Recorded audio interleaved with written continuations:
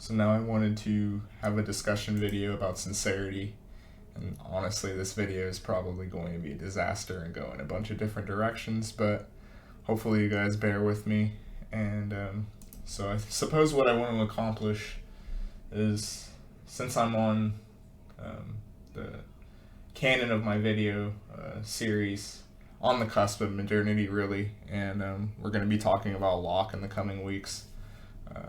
Surprise. But I do want to kind of harp in and give a little commentary and footnote on some things that I've been thinking about, not just in regards to the channel, but on a personal basis that I'm going to get into.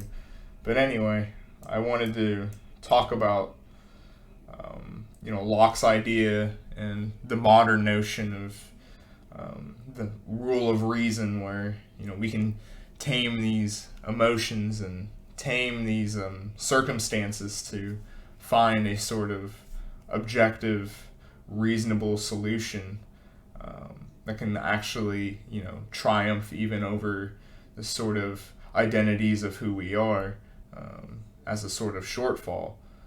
We can find evidence and take a step back, quite literally, to understand.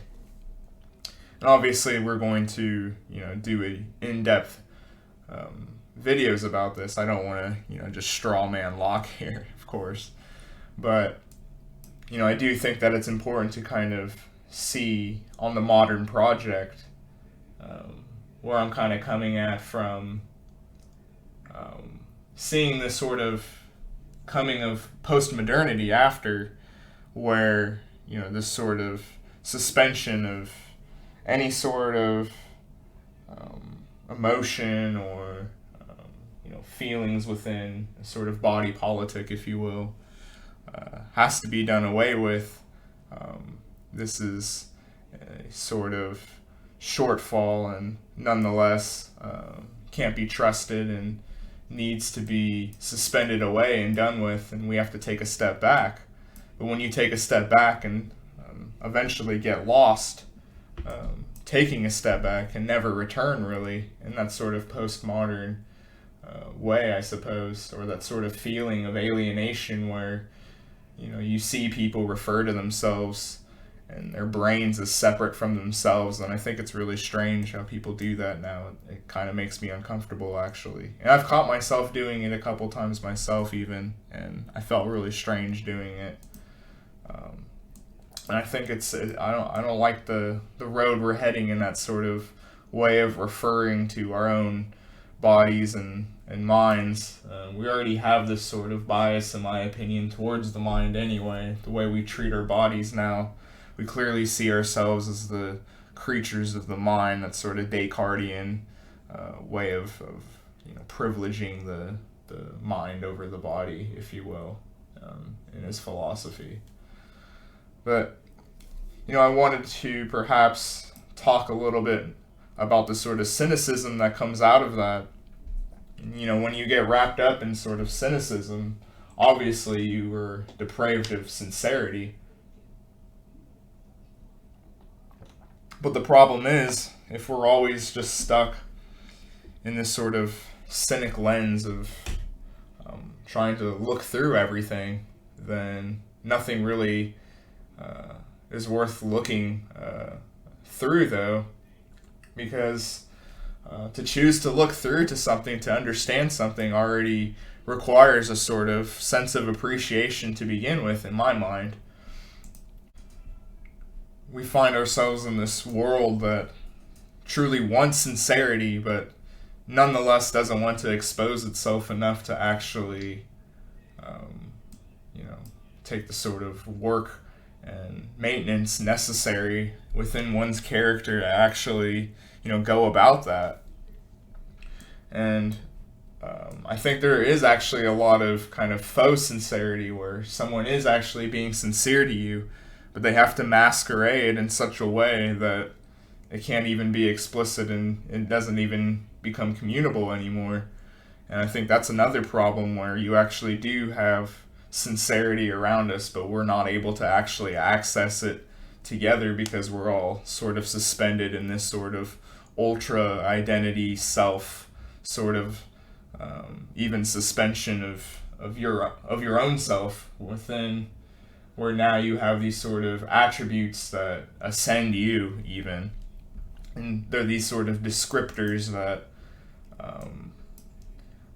have alienated yourself in such a way that you no longer identify as a holistic picture. You're just these sort of attributes, and I think that leads you to really just a sort of ugly lifestyle, in my opinion. And I definitely remember having this sort of character of what I'm talking about right now.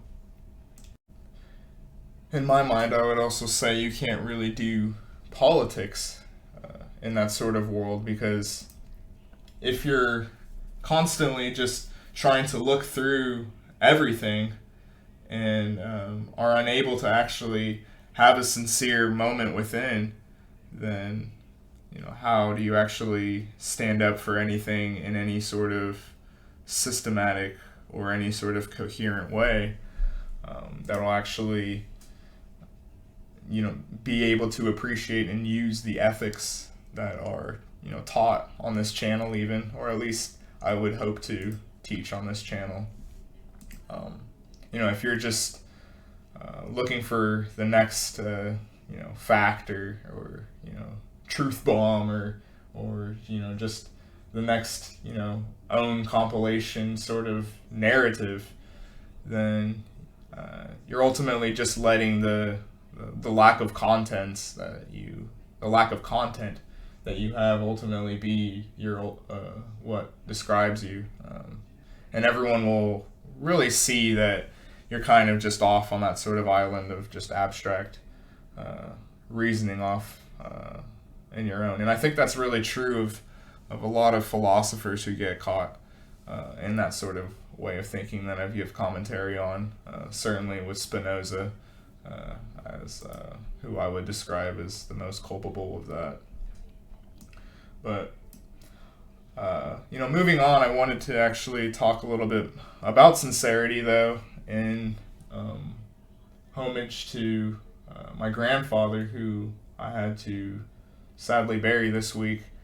And just like I did for my friend back in February, was it, who passed, I wanted to kind of give my condolences on this sort of digitized space and give him his moment of recognition. And I think that he really does represent that sort of sincerity that is leaving this world as they continue to age. I mean, the boomer generation, of course. My grandfather was almost 90. He almost made it, but I think you can draw a parallel. One of the things I think that's interesting about boomer critiques, or at least the cultural commentary of them, is one of the things that's pointed out about how they kind of like had it all handed on to them is the kind of difference between, even you could argue that they were ultimately somewhat of subjects in that sort of reactionary sphere, I suppose, even then. But nonetheless, you can draw the distinction of, my grandfather took being somewhat of a citizen, seriously. He would, you would go around and actually clean up your neighborhood and, do these sort of values of duty. And that actually takes something, and the sort of relationship between, an actual citizen and a provincial state, as opposed to, the subject matter of today's world, I think is worth noting, and something I've been thinking about this week in grievance to him.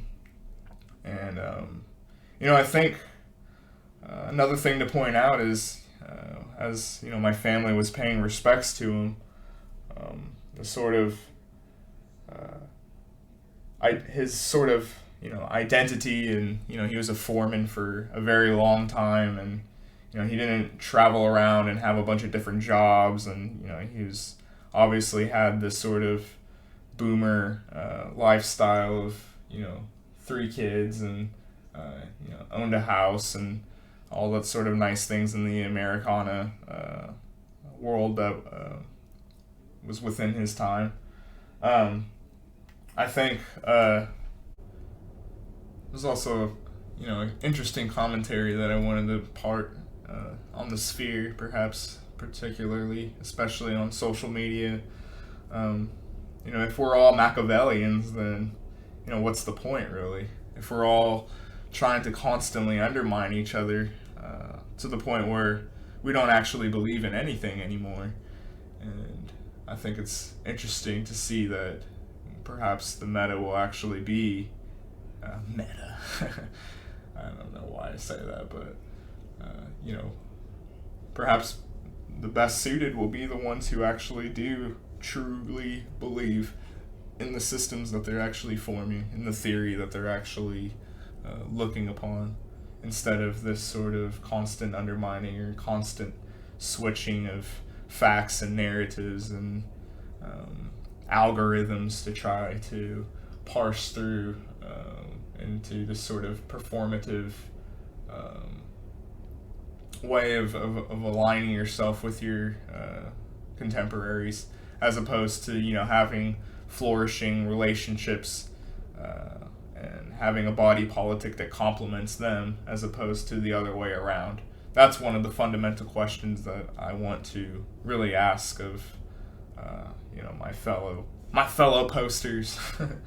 But I also wanted to kind of give a little commentary too on the idea of mocking thoughts and prayers through this process I've been going on with the loss of my grandfather. People kind of mock the sort of insincerity, if you will, but I think that actually kind of is just a cynical sort of postmodern look of seeing a sort of phrase that tries to and fails ultimately to articulate, but nonetheless it's still performed, and it's understood that this person can't really empathize verbally with you in this time in a way that you're gonna really appreciate even. And so you just say this little phrase, this little cultural hymn. And so I think looking down on that is more of a commentary on the person themselves and their own lack of understanding this kind of experience of what it really is like to lose someone. I notice it's usually really young people who say that too.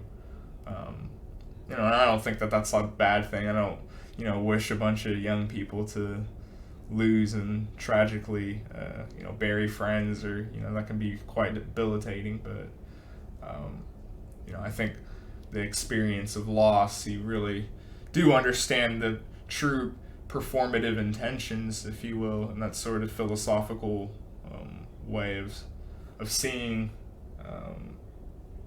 through in a new way of understanding that this performative act can be undermined. It doesn't have this grand narrative, if you will, can be undermined quite easily, but the performative gesture, the intentions, the desires to actually communicate is actually more important perhaps than the reasoning itself. It's one of the commentaries I'd also take away before we get down into these modern rule of reasoning type thinkers. But there was that sort of power and strength that was recognized in remembering him in these sort of solid identities of sincerity that takes very long periods of time to build up over, and this sort of relationships that is actually necessary through sincerity, and this sort of afraid of being exposed online and in the media. And sometimes people want to be sincere to these certain sets of ideological groups while also undermining these other groups. That's not really sincerity though either. That's just this kind of superficial level. We want the good stuff, and I think asking that sort of romanticist question of creatively trying to find sincerity in a world that's becoming less and less recognizable, less and less towards these sort of identities of this metaphysical tradition, certainly the Christian tradition, or the changing of demographics obviously as well is a big problem. What happens with Locke's theory if it's kind of interesting to draw a contrast perhaps between the Germanic kind of idea of trying to tap into abstract reasoning to find something more. For Heidegger it's kind of like the revealing, and the German people are out in the kind of forest, and there's a clearing for them to kind of tap into together creatively. And as compared to Locke, you kind of suspend yourself and you take a step back, but where is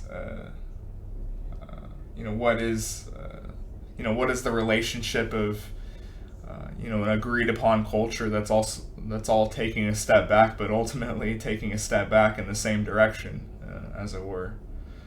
I think it's something interesting to consider. And I think to really, top off the video and the discussion is, I think there is a sort of sense of sincerity that you can feel in the air of, agreeing upon that things are, quite weird or off, or, there's kind of a fallenness of feeling as, we were grieving my grandfather, and there's kind of these discussions, even, regardless of walk of life, if you will, or, political allegiance within my family, it's more or less agreed upon that, these are different times of more commitment, more sincerity, as it were. And how do we go about this and actually go back into sincerity in this sort of hyper simulation? Even how do we find sincerity within the simulation would be an interesting question to ask today. But I hope you guys like this random kind of grieving ramble video, but I'll see you guys for the next one.